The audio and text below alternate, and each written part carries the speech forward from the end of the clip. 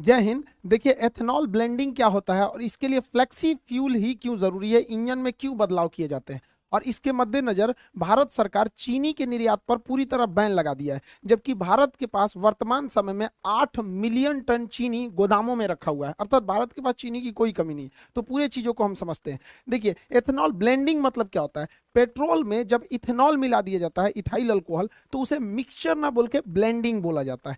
ये फायदेमंद होता है, इससे थोड़ा सा पेट्रोल का पैसे बच जाते हैं। इसमें 85% जो होता है वो पेट्रोल होता है, 15% जो होता है इसमें इथेनॉल होता है। हालांकि भारत सरकार का टारगेट है कि 2025 तक इसे 20% इसमें एथेनॉल मिला देना है, और एथेनॉल मिलाने की क्रिया को एथेनॉल ब्लेंडिंग कहते हैं। ऐसा क्यों किया जा रहा है? क्योंकि भारत के पास बहुत ज्यादा ऑटोमोबाइल इंडस्ट्रीज है। हमारे पास दुनिया में 3rd नंबर पे हम लोग आते हैं ऑटोमोबाइल सेक्टर में। हमारे तरफ भारत में कई अलग अलग टाइप की व्हीकल्स बनते हैं, जिसमें 26 million vehicles per year Bharat में बनाए जाते हैं। इस 26 मिलियन व्हीकल में से लगभग 5 मिलियन व्हीकल्स हर साल 5 मिलियन व्हीकल्स हर साल हम लोग निर्यात कर देते हैं। तो हम लोग के पास जो 26 मिलियन जो बच रहा है यहाँ पे टोटल ओवरऑल, मतलब अगर भारत में देखेंगे तो लगभग 20 मिलियन गाड़ियां हर साल बन रही हैं, और उसमें जो फ्यूल पड़ रहा है वो पेट्रोल से आ रहा है। और पेट्रोल हमारे पास तो होता नहीं, हम लोग 80% पेट्रोल जो है वो बाहर से ही मंगाते हैं। अब जो पेट्रोल बाहर से आ रहा है वो तेल के कुएं या रीक से आ रहा है, ये गल्फ कंट्री के पास है। इन्हें हम लोग कच्चा तेल खरीदते हैं जिसे क्रूड ऑयल कहते हैं, बैरल यानी बैरल में इसे खरीदा जाता है, फिर इसे रिफाइनरी में छानकर पेट्रोल पंप तक पहुंचाया जाता है। इससे क्या है कि हम लोगों का एक बहुत बड़ा पैसा विदेशियों के पास चला जाता है कच्चा तेल खरीदने में। आप अंदाजा नहीं लगा सकते हैं कि भारत सरकार प्रति साल कितना विदेशी लोगों को यानी गल्फ कंट्रियों को कच्चे तेल के बदले पैसा देती है। 65 बिलियन डॉलर देती है। 65 बिलियन डॉलर कितना हो गया?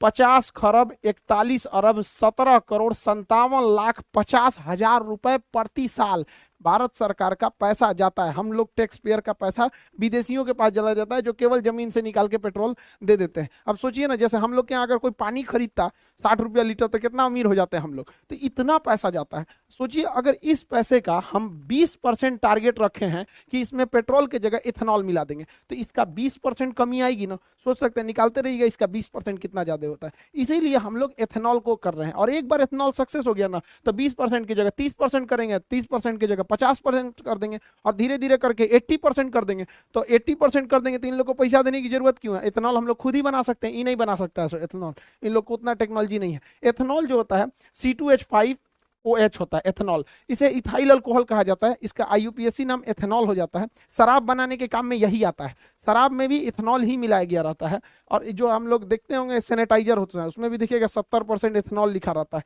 सैनिटाइजर में भी इथेनॉल ही होता है। इसे फर्मेंटेशन यानी किण्वन विधि द्वारा बनाया जाता है, और इसे पेट्रोल में क्या किया जाएगा? मिक्स कर दिया जाएगा। टारगेट है 20% को मिक्स करने का। अगर ये सक्सेस हो गया तो इसे बढ़ा के हम लोग 50% भी ले जा सकते हैं। लेकिन जब बढ़ाएंगे लोग, तो उसके लिए हम लोगों को अपने इंजन में बदलाव करना पड़ेगा, क्योंकि अभी जो हमारी इंजन है वो कंप्लीट डीजल और पेट्रोल पे चलने के लिए डिजाइन की गई है। लेकिन जब हम लोग उसमें एथेनॉल मिलाएंगे तो इंजन में हल्का चेंजिंग करना पड़ेगा। ऐसे इंजन के लिए हम लोग फ्लेक्सिबल इंजन बनाते हैं, और उसमें जो फ्यूल पड़ेगा फ्लेक्सी फ्यूल। तो भारत सरकार काफी सख्त निर्देश देने वाली है कंपनियों को कि उनको एक टाइमलाइन दे दिया जाएगा कि इसके बाद आपको फ्लेक्सी फ्यूल वाले इंजन यानी फ्लेक्स इंजन ही बनाने पड़ेंगे। याद कीजिए 2018 का जब समय था, 2017 में 17 के लास्ट में सरकार ने कह दिया था, सुप्रीम कोर्ट ने आदेश दे दिया था कि अब BS3 की गाड़ियां नहीं चलेंगी, सब चलेंगी BS4।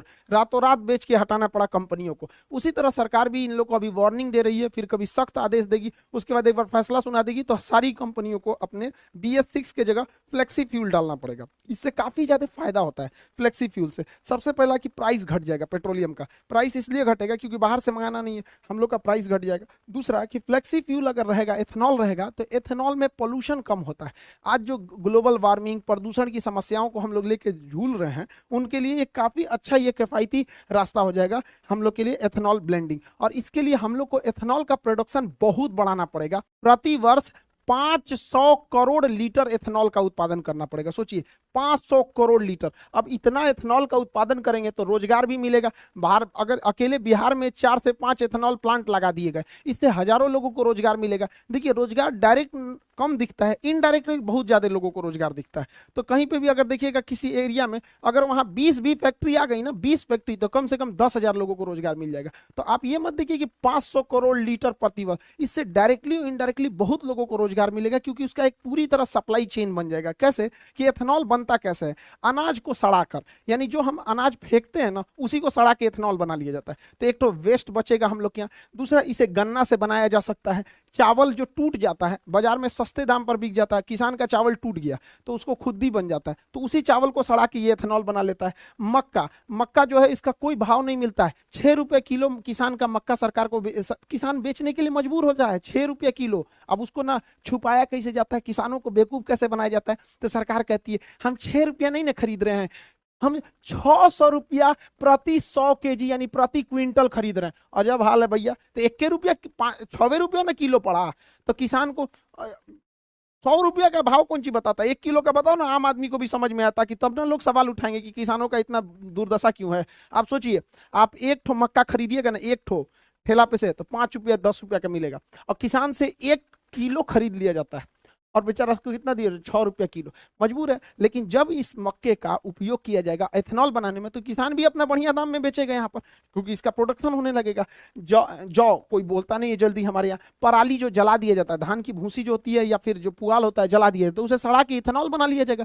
अब इतना एथेनॉल बनेगा तो रोजगार भी मिलेगा, और हम लोग जो पेट्रोल खरीदते हैं उससे अच्छा हम किसानों से खरीदेंगे। जो पैसा आज हमारा फॉरेन रिजर्व गल्फ कंट्रियों को जाता है पेट्रोलियम के भुगतान करने के लिए, वो पैसा हमारे किसानों के यहाँ जाएगा, किसान आगे बढ़ेंगे, हमारे यहाँ उनके बाल बच्चे पढ़ेंगे, वो भी आगे बढ़ेंगे यहाँ पर, तो ये देश के लिए काफी अच्छा होगा।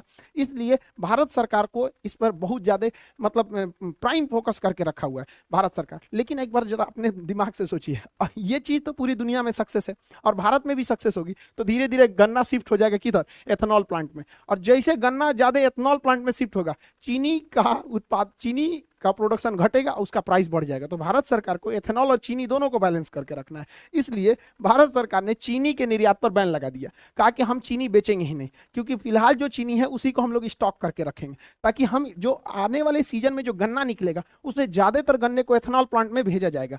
अब ज्यादातर को भेज देंगे, वह चीनी के लिए नहीं बचेगा। भारत में महामारी हो, पूरा भयानक कम महंगाई है भारत में, चीनियों महंगा हो जाएगा यहाँ पर, इसलिए इस पर निर्यात पर रोक लगाया गया। हालांकि भारत में चीनी का प्रोडक्शन बहुत ज्यादा है, चीनी का प्रोडक्शन 35 मिलियन टन है हम लोग के पास चीनी का प्रोडक्शन। हालांकि इसका उत्पादन जो है वो 27 मिलियन टन है, यानी 8 मिलियन टन एक्स्ट्रा हमारे पास है। 35 मिलियन टन उत्पादन है, 27 मिलियन टन चीनी का उपभोग है। चीनी का डेली रेगुलर बेसिस पे उपभोग होता है हम लोग के यहाँ, चाय में होता है, बिस्किट में होता है, तरह तरह की कैंडी मिठाइयाँ छोटे बच्चों के लिए खाने के लिए आता है, लेमचूस उमचूस, यहाँ पर मिठाई देखिएगा, जलेबी रसगुल्ला, जितना सब चीज़ में चीनी पड़ता है हमारे यहाँ चीनी। और जो पैकेट वाली सामानें बिकते हैं, कभी मंच तुका दुकाई किट कैट उट कैट, ये सब छोटका लड़का ज्यादा जानता होगा, सब हम लोग को कौन सी पता है ये सब, मतलब वो सबको। तो यहाँ पे जो है ना, ये इस सब में चीनी पड़ता है, तो चीनी का हमारे यहाँ डिमांड बहुत ज्यादा है, 27 मिलियन टन प्रतिवर्ष डिमांड है। तो हम लोग के पास 35 मिलियन टन उत्पादन है, 27 मिलियन टन खर्च है, यानी बफर स्टॉक में हम लोग के पास अभी भी 8 मिलियन टन जमा है। बफर स्टॉक किसे कहते हैं? सरकार जो अनाज को सरप्लस उत्पादन के समय जमा कर लेती है गोदामों में, उसे बफर स्टॉक कहा जाता है। बफर स्टॉक रखने की जिम्मेदारी फूड कॉर्पोरेशन ऑफ इंडिया को है, एफसीआई को है। बड़े बड़े गोदाम होते हैं, इसी में रखा जाता है, छोटा मोटा नहीं, बड़ा सा गोदाम होता है, इसे ही कहा जाता है बफर स्टॉक। इसलिए भारत सरकार क्या की है, फ्यूचर प्लानिंग में बैलेंस न गड़बड़ाए महंगाई का और सप्लाई का, इसलिए इस पर बैन लगा दिया गया। अभी आप देखे होंगे चीनी पे बैन लगा दिया गया, गेहूं पे बैन लगा दिया गया, चावल पर बैन लगा दिया, क्योंकि टूटे हुए चावल से भी मेथनॉल बन जाता है। अभी तुर्की जो है गेहूं को वापस कर दिया, देखिए बहाना करके कि इसमें वायरस था। सोच रहा अफगानिस्तान के लोगों के लिए वायरस नहीं है, आईएमएफ कह रहा है कि प्लीज गेहूं दे दीजिए, ये लोग को बहुत बड़ा दिमाग हुआ है। ये एक्चुअली देखिए क्या है कि तुर्की क्या देख रहा है कि वो रूस के करीब है। तुर्की जो है वो अमेरिका को बैलेंस करके चल रहा है यूएसए को चिढ़ाने के लिए, क्योंकि तुर्की जो है रूस से सटा हुआ है और रूस के पास गेहूं की कोई दिक्कत नहीं है, और रूस के इस एरिया में, चेचन्या वाले एरिया में आराम से ट्रक से गेहूं आ सकता है तुर्की में। तो ये देख रहा है कि इसी बहाने हम तुर्की देख रहा है रूस से व्यापार बढ़ा लेंगे और अपने आप को हीरो बनने के लिए भारत का गेहूं वापस कर दिया है। यही गलती किया था मलेशिया, यही गलती किया था इंडोनेशिया। पाम ऑयल को लेकर इनको घमंड हो गया था, पाम ऑयल को, आज इनका पाम ऑयल कोई खरीद ही नहीं रहा है यहाँ पर, तो ये लोग कह रहे हैं कि पाम ऑयल खरीद लो। देखिए इंटरनेशनल रिलेशन में ईगो नहीं दिखाना चाहिए इनको, ज्यादा ईगो इनको महंगा पड़ जाएगा वहां पे। मत लो गेहूं, कौन मार, हम लोग के यहाँ गोदाम का कमी है। तो आप ये समझ गए होंगे कि एथेनॉल ब्लेंडिंग क्या है, फ्लेक्सी फ्यूल क्या है और क्यों हम लोग इसको ज्यादा प्रमोट कर रहे हैं। ये अच्छा भी है, हमारे बचे हुए खाना या जो अनाज बर्बाद हो जाते हैं, अनाज टूट फूट जाते हैं जैसे चावल वगैरह का दाना, तो उसे इजिली इसे दोबारा फर्मेंटेशन यानी किण्वन करके बनाया जा सकता है, जो काफी अच्छा भी है यहाँ पर। इससे देश को भी फायदा होगा, फॉरेन रिजर्व बचेगा। और आप लोग के लिए जो इतना भी एप्लीकेशन के क्लासेज हैं वो सब इनरोल कर दिए गए, दोबारा एक्सेस दे दिया जाएगा आप लोग को। और ये अभी नए बैचेज काफी ज्यादा आ गए हैं एप्लीकेशन पर। आप लोग को जिनका भी नियर में एग्जाम है वो लोग जाके इस पे इनरोल हो जाएंगे। आप लोग को खान सर ऑफिशियल